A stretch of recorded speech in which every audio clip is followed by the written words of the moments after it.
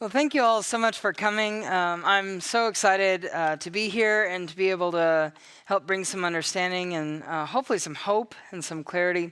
I'm really passionate about this topic and just so grateful for this opportunity. And then hopefully, we're over the next couple of years, we're going to be developing more content. So I will keep you guys updated on when we have additional content. But I want to talk tonight about the truth of the harms of gender transition. I think there's a lot of people that I hear from that say, oh, it's not really a big deal, however people want to live.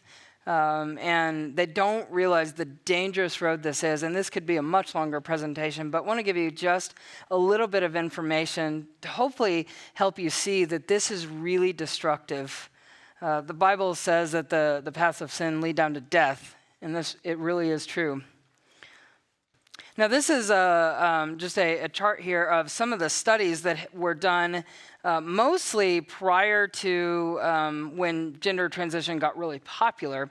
But years ago, the studies had shown that most kids, in fact, the lowest was 61%, but most studies showed 80 to 90% of kids would grow out of gender dysphoria after puberty. But now, those rates are changing because kids are being encouraged to go down this road. But detransition rates are actually likely far higher than reported because most of the kids, they said 76% did not inform their clinicians that they had detransitioned. So there are actually far more detransitioners, they believe, than what is actually reported. And we can't get accurate numbers because we don't know how many are transitioning in the first place, but we don't know how many are detransitioning. But I have heard reports of thousands upon thousands. I've seen many, many different videos. And then I've heard from individuals who have YouTube videos out there or ministries out there that they have been contacted by many people who have detransitioned. Detransition reasons, 55% felt that they didn't receive an adequate evaluation from a doctor or mental health professional before starting their transition. And they basically said, I had some other mental health condition that was never addressed. And 38% believe that their gender dysphoria was caused by something specific, such as trauma, abuse, or a mental health condition. And I would actually say this is far higher from what I understand from the Lord and from my experience, but not everyone has connected that yet. When I first came out of the lifestyle, I was just following Christ. I was trying to die to self and to what I wanted, but it took me a very long time to see the connections to childhood and what I had been through. It really was as I started telling my testimony. So that I would say that's actually a lot higher, but they just may not be aware of it yet. Now, persistence means those who believe they are transgender and then persist in that identity rather than desist. And the gender identity 5 years after social transition, this was a study by the American Academy of Pediatrics, found that, and this was at like average age of 6 to 7 years old, they who were socially transitioned over 5 years, 97% persisted in a transgender or non-binary identification. So in other words, studies years ago were showing that most kids would grow out of it after puberty, but if they are socially transitioned, if they are given a new name, allowed to dress as the opposite sex, 97%, and some studies have shown 100% have gone on to medical transition. So encouraging that lifestyle is like putting them on a conveyor belt down to medical transition. Only 2.5% of the children desisted. 29% had already started puberty blockers, and 31% had already started cross-sex hormones. Now remember, we have heard of thousands of people who have detransitioned.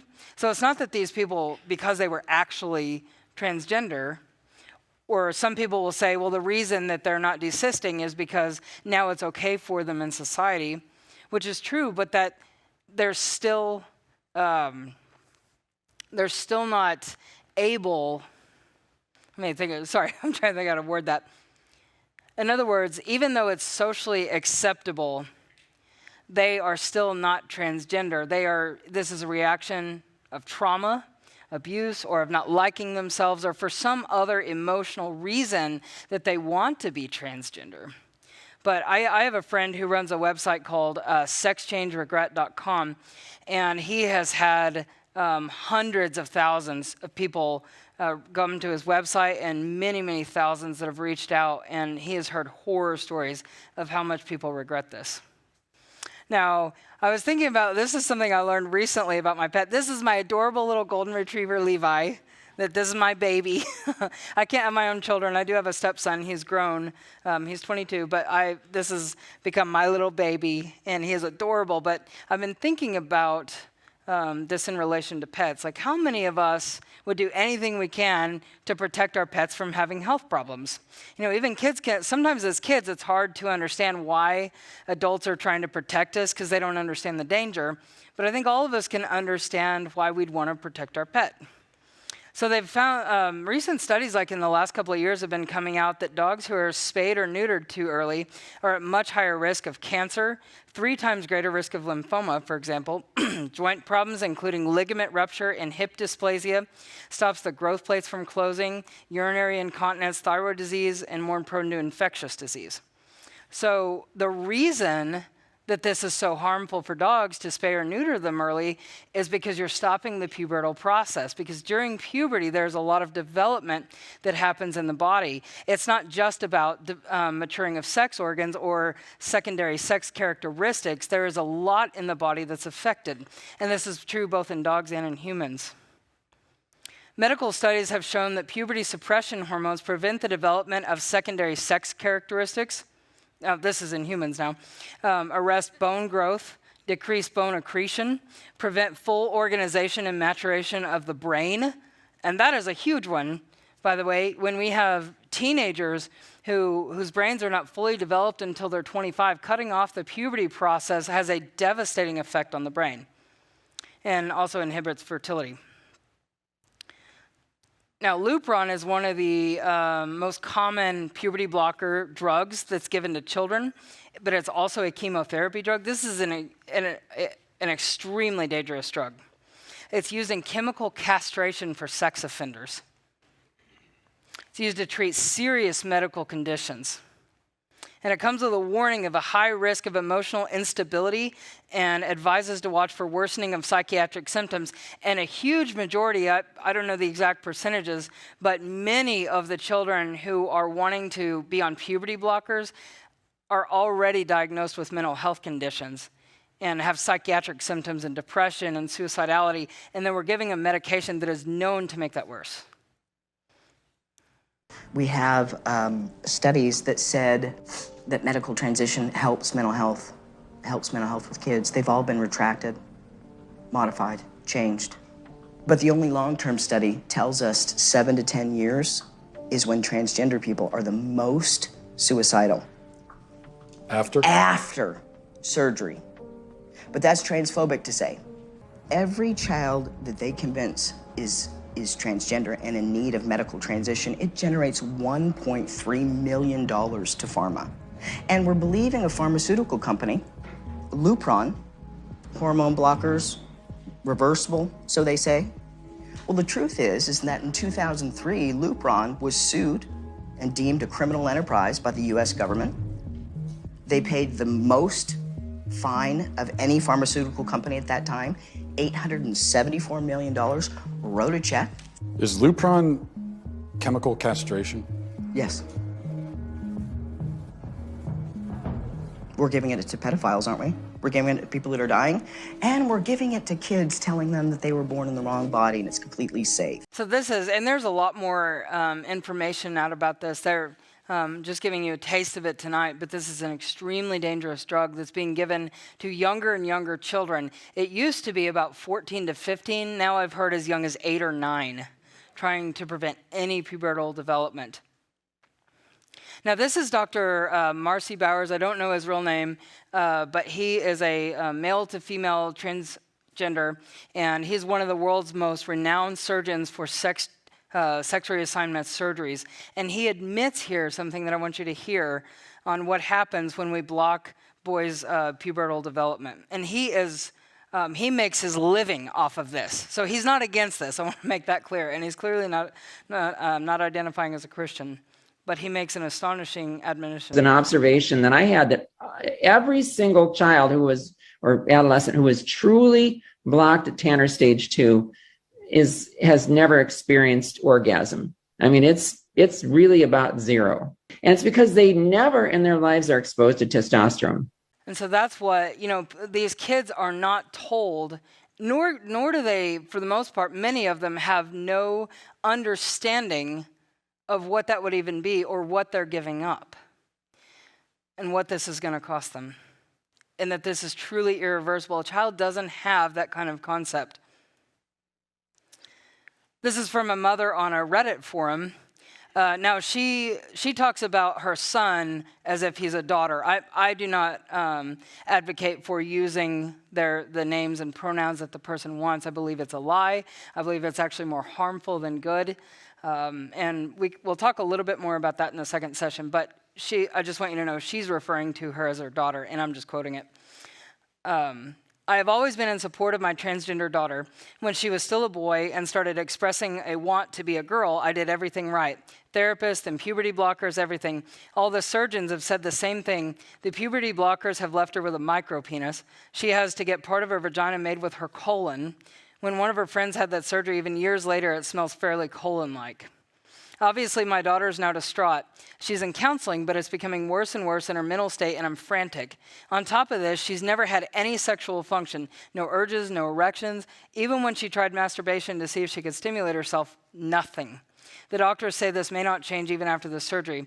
Her dating life is dismal as well. We knew it would be hard, but it's impossible.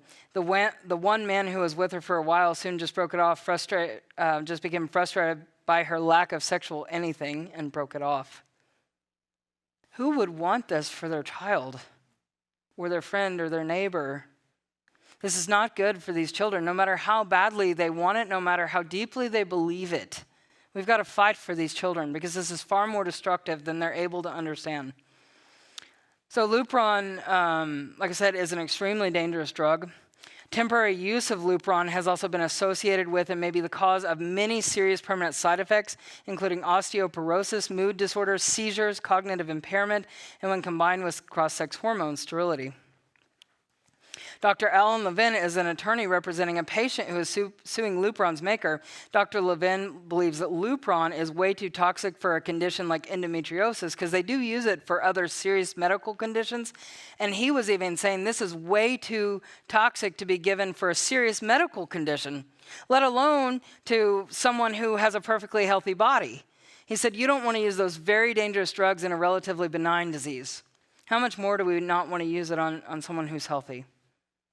Dr. Jane Orient, who's the executive director of the Association of American Physicians and Surgeons, told Breitbart News, it undoubtedly causes irreversible loss of fertility and many other adverse effects that are potentially lethal.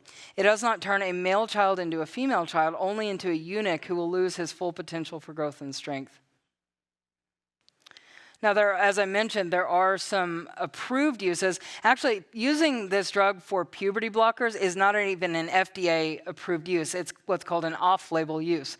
But there are on-label uses. What they initially used it for with puberty was for what's called precocious puberty, where a child may start puberty at 5 or 6 years old, something like that, where it's very unnaturally early, and they were delaying puberty until later, not trying to block it permanently. But even then, it caused severe bone diseases and joint diseases, including osteopenia, cracked spines, excruciating muscle and bone pain, depression, weakness, fatigue. One had to have a total hip replacement at 26. And a 25-year-old has chronic pain and degenerative disc disease. And this 30-year-old from Lawton, which is not far from where I live in Oklahoma, suffers from a range of debilitating degenerative disc disease and fibromyalgia. Her teeth are shedding enamel and cracking because of Lupron. Now, this is an approved use by the FDA. That doesn't even include how much worse it is for these kids who don't have a disease this is supposed to be helping. Now, Alliance Defending Freedom, Matt Sharp, gave a testimony on this bill, and he said the FDA warning in July 2022, the FDA issued a warning that puberty blockers carry a risk of pseudotumor cerebri, a disease with symptoms that include swelling of the optic nerve, headaches, vomiting, elevated blood pressure, and eye and muscle paralysis. Numerous studies prove that puberty blockers diminish bone density. After just 2 years on puberty blockers, children's bone density levels were at dangerously low levels, with some children having spinal densities at the bottom 0.13% of the population. I want you to hear this mother's story. This is heartbreaking, and this is just a clip of a much longer interview. CPS took my daughter when she was 16 years old. It was helped by her public school counselor, an LGBTQ group rise, and another trans-identified girl. My daughter was taken from her loving home because the state of California claimed I was abusive for not affirming her trans identity. Against my consent, my daughter was given testosterone instead of therapy. The abuse claim against me was finally dropped, but it was too late. The damage was done. By then, my daughter was in a horrible mental and physical pain. My daughter knelt down in front of a train. She was murdered by gender ideology. And this, she says it very briefly, but this, because of puberty blockers, her daughter was in so much excruciating pain. It wasn't because what the media will tell you that her mother wasn't supportive of her gender transition. Her mother finally gave in because the state took her daughter away and allowed her to be on the puberty blockers, and she ended up killing herself. It was a horrible story, and I don't want to see this happen to other families. Matt Sharp went on to say several countries have announced serious restrictions on gender-affirming care, including Sweden, the United Kingdom, Finland, France, Australia, New Zealand. Many of them are putting huge restrictions on gender transition. The United Kingdom's National Health Service eliminated their gender clinic model of care, suspended the use of puberty blockers and hormones except for purely research purposes, and instead announced that psychological support and a watchful approach are the recommended treatment for gender dysphoria. Now think about blocking estrogen. The prefrontal cortex, hippocampus, and amygdala are responsible for regulating directed behavior, memory, and emotion, and have high densities of estrogen receptors. And blocking estrogen that's supposed to be in the body can have huge impacts on the brain. So what will happen if we block hormones for these teens that are vital for brain development? This is a really serious issue. Now, the Tavistock Clinic, this was in, and you probably can't read all of it there, but this was the clinic in England that initially published this study that they never even published to the public, but you could go and look on their website in their official board meeting minutes. It was an internal survey that they did, and they discovered that most of the kids either stayed about the same or got worse in nearly every category, including physical well-being, psychological well-being, moods and emotions, self-perception, and other things. So it just, like, the mental health continued to decline even after being on puberty blockers for a year.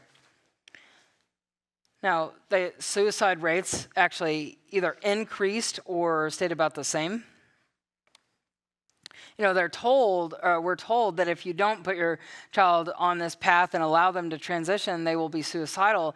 But actually, many of them are suicidal before because they are genuinely in pain. That's why we have to have compassion. They do need help, but this just isn't the answer. Gender dysphoria is often the result of feeling like you don't fit in with your natal sex. And that's not the only cause, but that is one common thing that I see. Puberty blockers stop the natural pubertal process, so the child's peers will mature into their post-pubescent body. And so if a child is feeling like a boy, for example, if he's feeling like he doesn't fit in with the other boys, not always, but often maybe they're a little bit smaller, maybe they haven't grown as much yet, maybe a little weaker, or maybe they're not as athletic, whatever it might be that's contributing to make them feel like they don't fit in with the boys, and then the other boys go through puberty and they get these more mature adult bodies, the boy's going to feel a whole lot less like he feels like he fits in instead of feeling like he fits in. It's actually going to make that gender dysphoria a whole lot worse. Hormones have regulatory roles in every major tissue and organ in the body, including the brain, nervous system, heart, the GI system, fat cells, immune cells, muscles, pancreas, gallbladder, liver, and much more. So blocking these hormones, and this is not only with puberty blockers, but actually cross-sex hormones. A lot of times the men will take estrogen blockers, and with testosterone, the testosterone tends to override a lot of the female hormone because it's. But this has a profound effect on the body.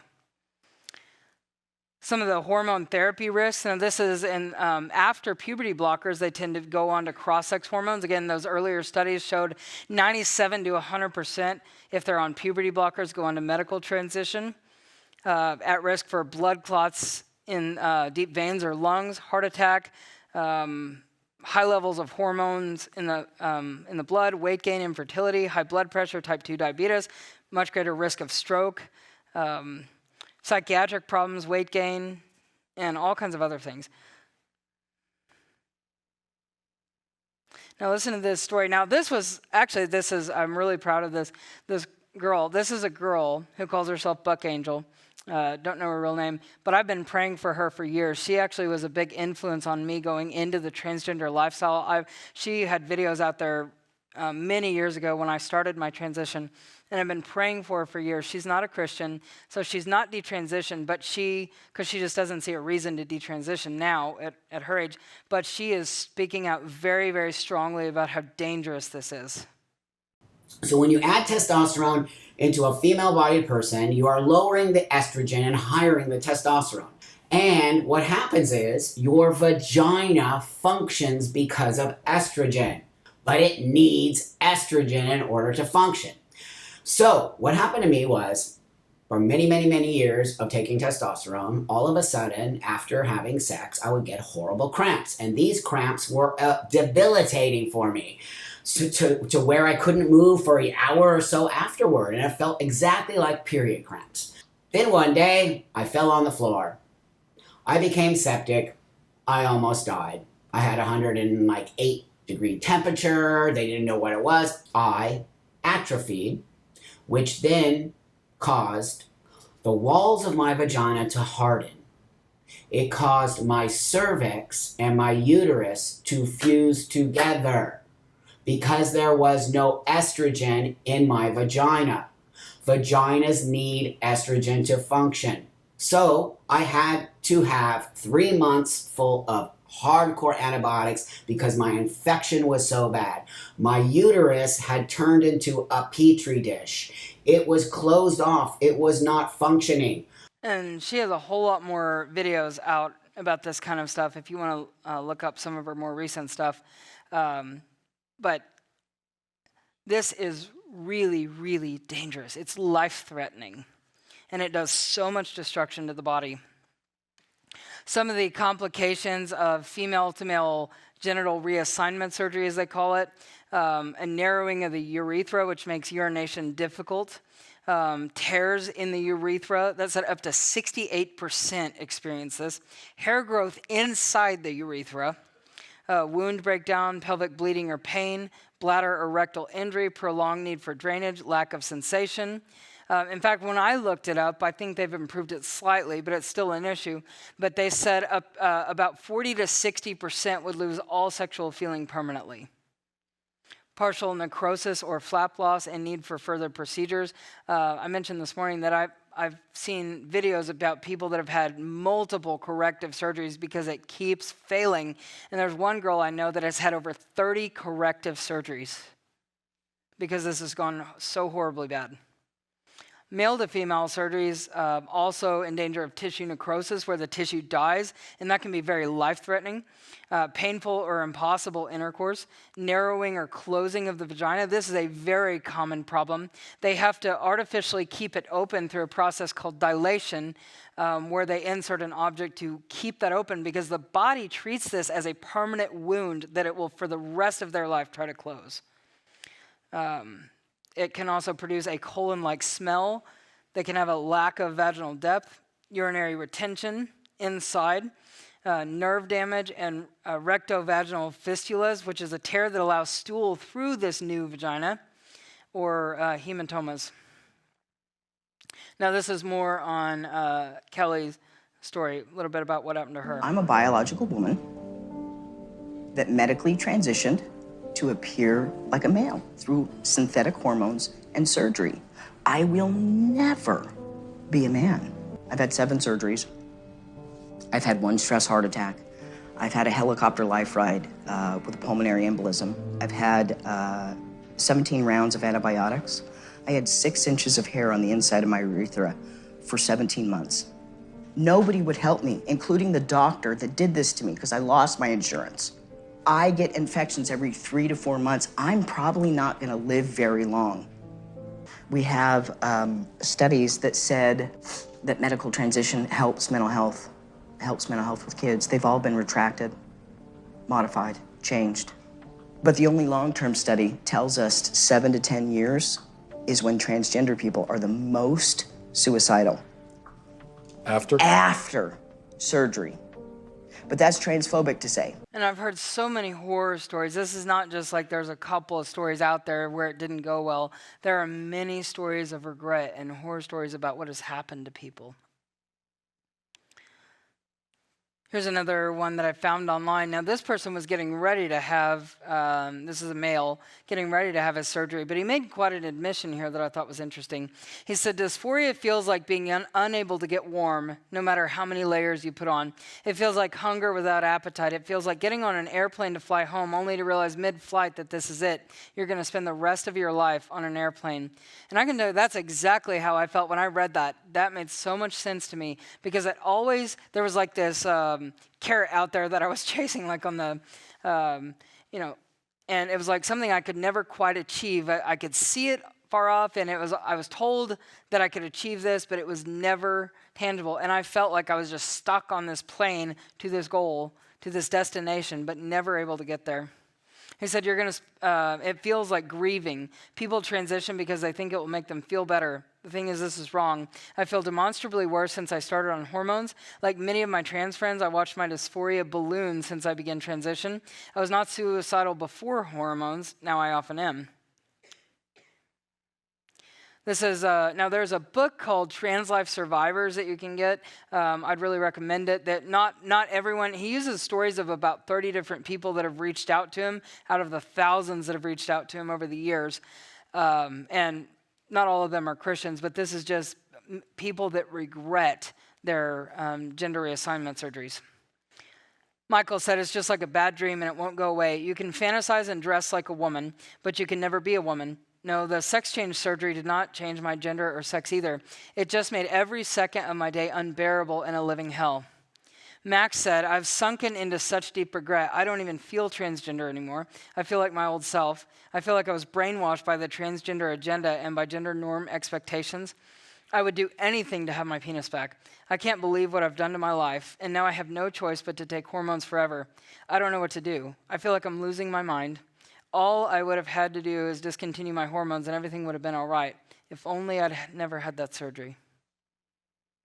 I also mentioned this morning, I didn't put his story in here, but in one of the services, that I met a guy one time over the phone. I didn't get to meet him in person, but he set the Guinness World Book of Record for the most gender transition surgeries. And a lot of them were plastic surgeries on his face in various areas, but had genital reassignment actually 3 times because he had it done and then undone and then done again. And he was just a mess. He had over 100 surgeries toward gender transition.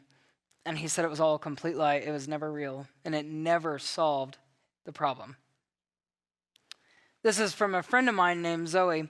And she said, I started hormone therapy after only 3 months of counseling at the age of 16, and it seemed great at first, but the satisfaction the physical changes brought me did not last. 4 years later, I was still depressed, still suicidal, still uncomfortable in my body, even when fully passing as a man.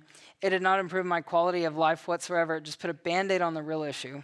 I decided to detransition, but I'm still having lasting physical and hormonal consequences.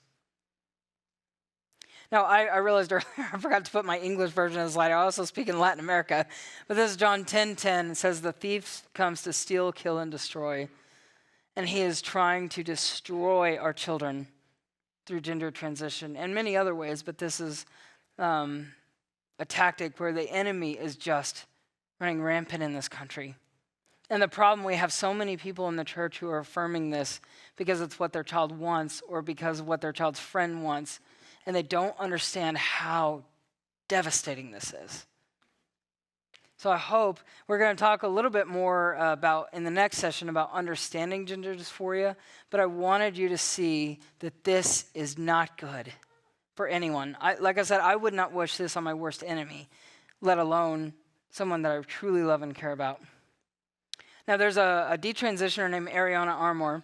I love this vision that she talked about where God had showed her, two people, like a man and a woman that get married, and then they have generations of descendants underneath them. And she said, but she was living as transgender, but also was dating a girl at the time, and the Lord showed her when there's a same-sex couple, she said it had a red line and then just black underneath. Satan is trying not only to destroy their life, but all the generations that will come behind them. And I have grieved and grieved and grieved as I can't have my own children. And I thought, how many people would God have brought into the world if I had not had my uterus removed? I long to have children. And it wasn't when I was single, I was, I wish I would have had children, bummer, I was kind of disappointed. But when I got married, that desire became alive like I'd never experienced in my life. And so many of these young people tell me, well, I don't care if I become sterile. I don't want kids anyway. Well, you're not supposed to want that at 15 or 16 years old.